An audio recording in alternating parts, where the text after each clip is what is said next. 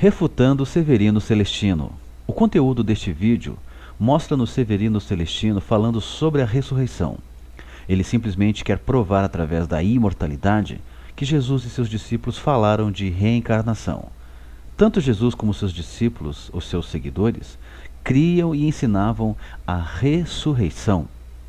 Não tem passagem nenhuma, tanto no Novo Testamento como no Antigo Testamento, que ateste ou reforce a filosofia do espírito consciente. O corpo vai perecer, o espírito jamais. O Neshama permanece. E, partindo daí, as pessoas que acreditam, assunto de outro programa, mas explicando mais ainda, numa ressurreição física, se é o corpo que ressuscita, para que Deus criou a alma? Que pergunta, hein, Severino? Se o senhor não se embriagasse tanto com a filosofia platônica, não iria perguntar um absurdo desses, né? Como se o corpo e a alma fossem coisas distintas uma das outras, não é verdade?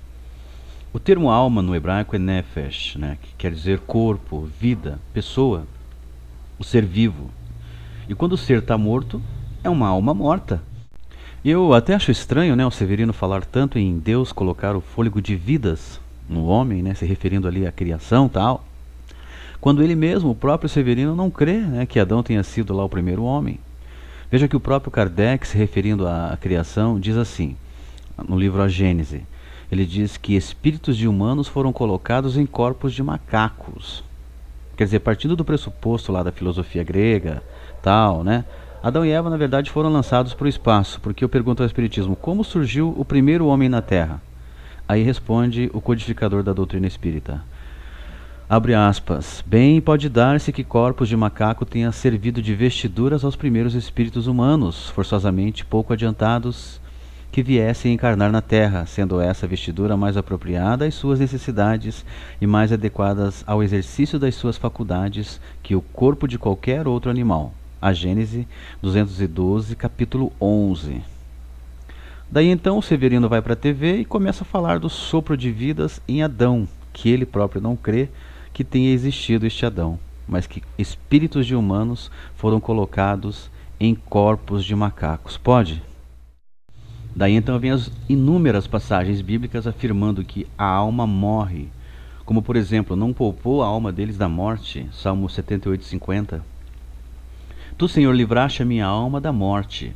Salmo 116:80. Se os espíritas falassem de suas doutrinas buscando somente a literatura espírita, não falariam tantas baboseiras. Mas ao quererem reforçar a sua filosofia, usando a Bíblia, acabam se complicando. O professor Wolfson, da Universidade de Harvard, explica em O Crisol do Cristianismo, abre aspas, no segundo século houve um grande influxo de formação filosófica no cristianismo.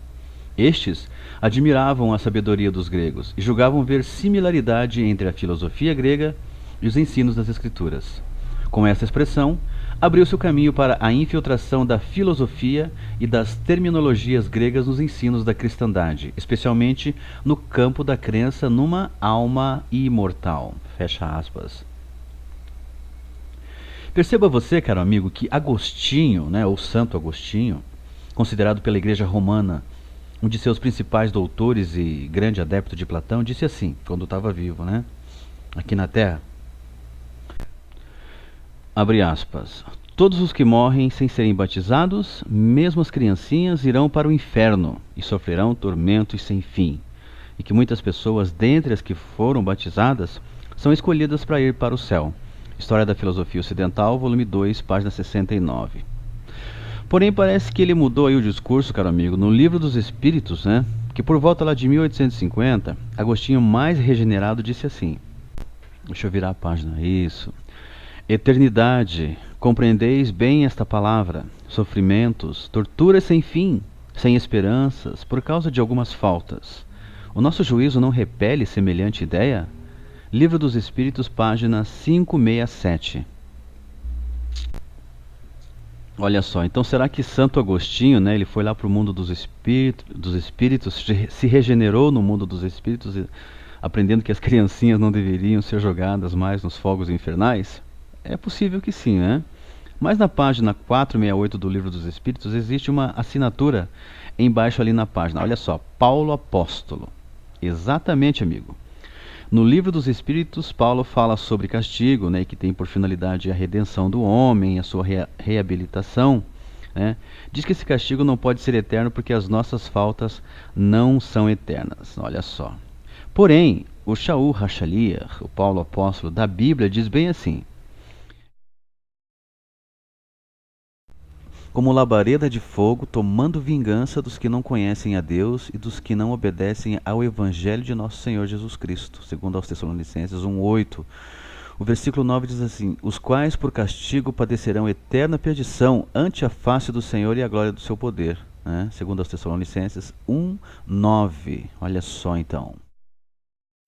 E eu fico aqui pensando, caro amigo, ora, no princípio, ou digamos no primeiro século, o mesmo Paulo falou assim: a verdade de Cristo está em mim. Segunda carta aos Coríntios, capítulo 11, versículo 10. Como poderia ele dizer uma coisa, poucos anos depois de conhecer Yeshua, né?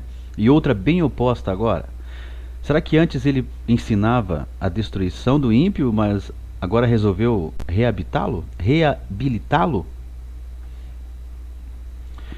Como labareda de fogo, tomando vingança dos que não conhecem a Deus, segundo Tessalonicenses 1:8. Como pode um homem como Paulo afirmar que conheceu a mente de Cristo, né?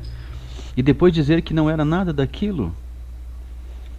Ora, então fica claríssimo que o Paulo do Livro dos Espíritos não é o mesmo Paulo da Bíblia, visto que o verdadeiro Paulo dorme o sono da morte. Ele mesmo, no primeiro século, poderia dizer: os quais por castigo receberão uma nova chance, né?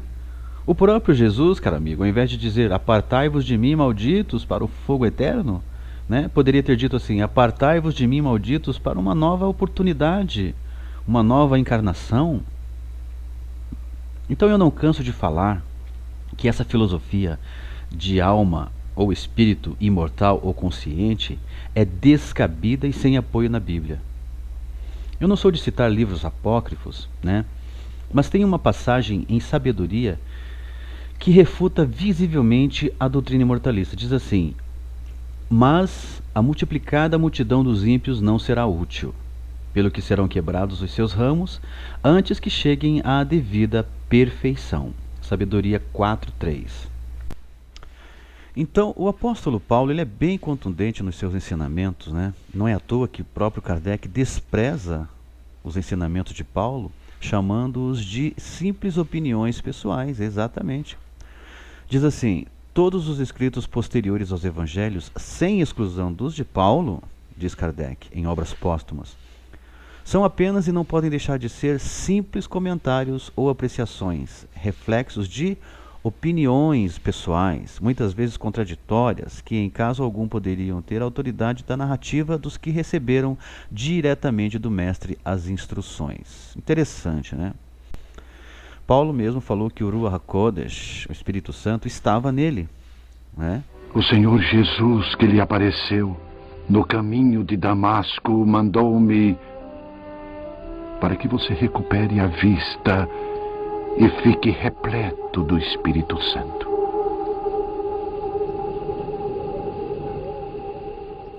Mas Kardec diz que não, mas sim que Paulo falou tudo por si mesmo, quer dizer, negando as palavras ali de Paulo, né? E os seus ensinamentos recebidos diretamente do alto, do Altíssimo, né? Dizendo que os ensinamentos de Paulo eram apenas opiniões pessoais e contraditórias. Quer dizer, é uma lástima. Leon Denis também, ele espezinha a Bíblia quando diz que ela, né, a Bíblia, não pode ter a origem divina, né, digamos assim, que lhe é atribuída, cristianismo e espiritismo. Na página 130 deste mesmo livro, lemos que a Bíblia não pode ser considerada produto da inspiração divina, mas que é de origem puramente humana, semeada de ficções e alegorias sob as quais o pensamento filosófico se dissimula e desaparece o mais das vezes. Olha que interessante o que Denis falou. Os quais o pensamento filosófico se dissimula. É uma realidade. Né? Como disse lá o professor Wolfson no começo, que eu citei, quer dizer, querer conciliar a Bíblia com a filosofia imortalista é dar a ela sentença de morte. Leon Denis, num comentário sobre o Eclesiastes, perguntou: é então isso a palavra de Deus? Quer dizer, desdenhando o livro sagrado, né? Porque os imortalistas, eles querem ver o mundo espiritual repleto de espíritos dos mortos, todos em plena consciência, né? Tanto que finalizou Denis dizendo assim: não há lugar algum para as almas dos homens nos céus tristes e vazios, né? Isso porque Salomão apenas disse que o homem na morte não mais existe. Então, difícil aceitar, né, que o mesmo Paulo, que fala aos Coríntios sobre ressurreição, vir no livro dos Espíritos e falar de reencarnação. Então, o fato dele estar ali no livro dos Espíritos já é uma aberração, né? Mas os espíritas se prendem por palavras amorosas, palavras que amaciam o ego, né? Senhor, Senhor, em teu nome não fizemos muitas maravilhas. E o que Jesus disse? Apartai-vos de mim, malditos, né? Então, o Paulo da Bíblia enaltece o que é dele pregado e ensinado. Tanto é que ele diz assim: por isso também damos sem cessar graças a Deus, pois, havendo recebido de nós a palavra da pregação de Deus, a recebestes não como palavra de homens, mas, segundo é, na verdade, como palavra de Deus, a qual também opera em vós os que crestes. 1 Tessalonicenses 2:1. E já o senhor Denis disse: é bem a obra dos homens, quer dizer, daí se vê o espírito que fala em Denis e o que fala em Paulo, né? Na página 358 do livro O Espiritismo no Brasil encontramos, abre aspas: como os protestantes têm como base só a Bíblia, assim quer Kardec como fundamento exclusivamente os evangelhos. E dos evangelhos apenas as obras e as palavras de Jesus. E das obras e palavras de Jesus, uma vez que não possuímos garantia de sua transmissão fiel, somente o que passa incólume pelo crisol da razão, da lógica e do bom senso. O Espiritismo no Brasil, páginas 385, 283 e 368. Federação Espírita do Brasil. Agora analisa comigo. Kardec aceita somente os 4 evangelhos do Novo Testamento. E desses 4, somente aquilo que Jesus falou, né? E do que Jesus falou, somente aquilo que passa pelo crisol da razão. Quer dizer, nem tudo que Jesus falou, então, Kardec aceita. Mas o mesmo Livro dos Espíritos afirma que Jesus é o guia perfeito para a humanidade. Isso quer dizer que Kardec resumiu o Novo Testamento, caro amigo, a 5% do que ele aceita, né? E se unirmos isso, né, ao que disse o órgão lá a FEB, né, a Federação Espírita Brasileira, em O Reformador, que do Antigo Testamento já nos é recomendado somente o Decálogo, quer dizer, somente os 10 mandamentos eles aceitam do Antigo Testamento. Então o Espiritismo reduziu a Bíblia a somente 10% do que eles creem, né? Quer dizer, 5% creem no Novo Testamento e 5% creem no Antigo Testamento. Praticamente reduziu a Bíblia a nada, né? E a própria FEB reconheceu quando disse que é sem valor algum mais de 90% do texto da Bíblia. Espiritismo no Brasil, né? Página 376, olha só.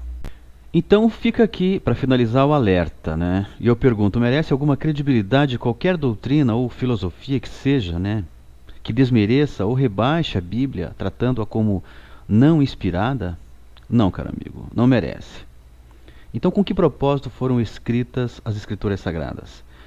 O apóstolo Paulo Shaul Hachaliah, né, no capítulo 15 de Romanos, né, carta aos Romanos, versículo 4, diz assim: porque tudo que dantes foi escrito, para nosso ensino foi escrito, para que pela paciência e consolação das Escrituras tenhamos esperança.